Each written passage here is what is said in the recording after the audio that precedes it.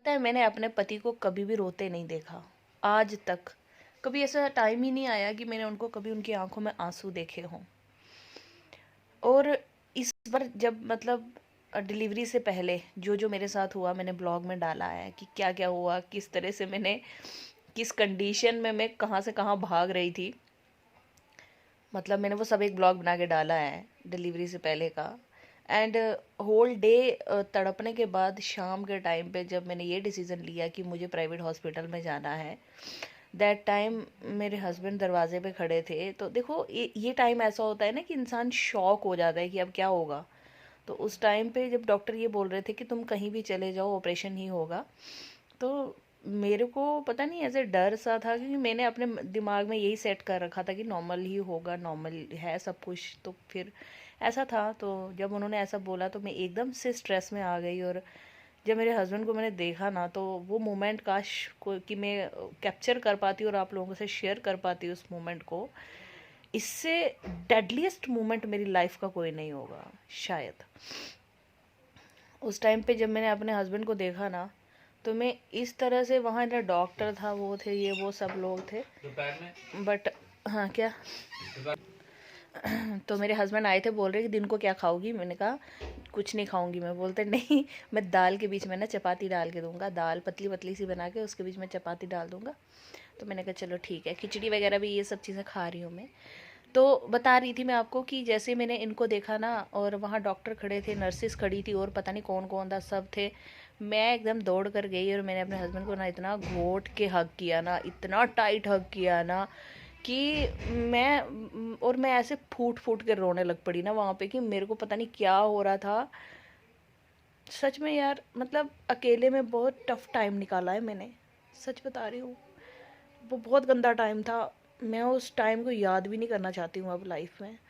और जब मैंने अपने हस्बैंड को हक किया ना इतना घोट के, तो मैंने अपने हस्बैंड की,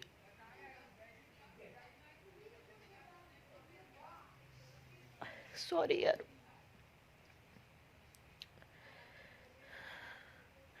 मैंने ना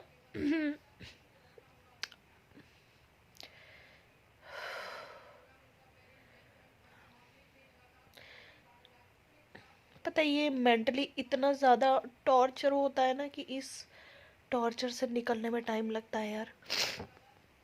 सच बता रही हूँ, ये बहुत गंदा वाला टॉर्चर था। और काश कि मैं आपको अपनी हर बात बता पाऊँ यहाँ पे कि उस दिन क्या क्या किया था डॉक्टर्स ने मेरे साथ। मैं नहीं बता सकती क्योंकि वो बहुत ज़्यादा हो जाएगा।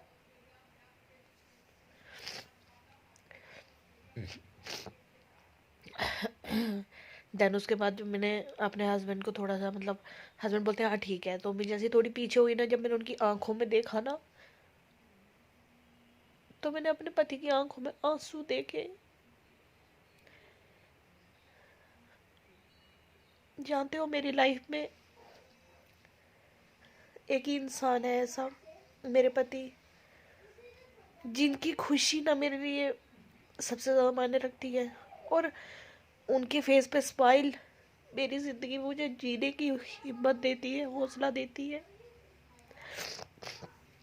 पर जब मैंने उनको वहाँ पे टूटते हुए देखा ना, मैं बहुत ज़्यादा टूट गई। तो ऐसे लग रहा था कि इनकी आंखों में आंसू, जिस बंदे की आंखों में मैंने इतने सालों में कभी आंसू नहीं देखा।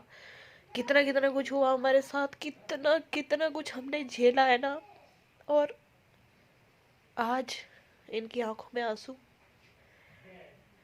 लेकिन फिर भी मैं बहुत स्ट्रांग रही। मैंने कहा नहीं चलेंगे हम। कहने लगे कि रास्ते में कुछ प्रॉब्लम हो गई तो, मैंने कहा कुछ प्रॉब्लम हो जाए, कुछ भी हो जाए, मुझे कोई फ़र्क नहीं पड़ता है, बस आप इस हॉस्पिटल से बाहर निकलो। और थैंक गॉड, भगवान जी की दया से कहीं वो मेरे अंदर एक फीलिंग आई और हम लोग वहाँ से निकले। बट बस मैं इस वीडियो में ये बताना चाहती हूँ कि मेरे लिए मेरे हस्बैंड की स्माइल ना सबसे बड़ा मोटिवेशन है मेरे लिए, सबसे बड़ा।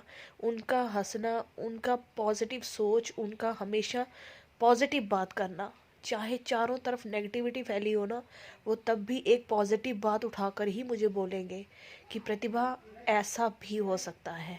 मैं अगर नेगेटिव बोल रही होंगी ना कि नहीं यहाँ पे ये नेगेटिव हुआ है, वो उसमें भी पॉजिटिव ढूंढ के मुझे बोलेंगे कि नहीं, तुम वो क्यों सोच रही हो, ये सोचो ना कि ये भी हो सकता है।